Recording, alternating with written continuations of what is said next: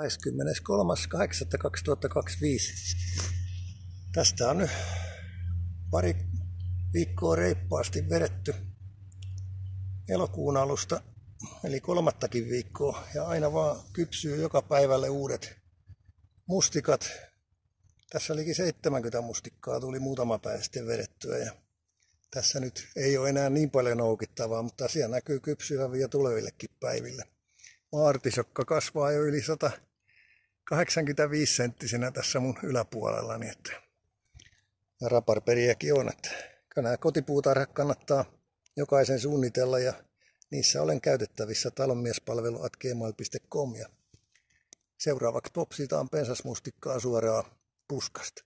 Ollaan yhteyksissä aurinkoisena kauniina päivänä.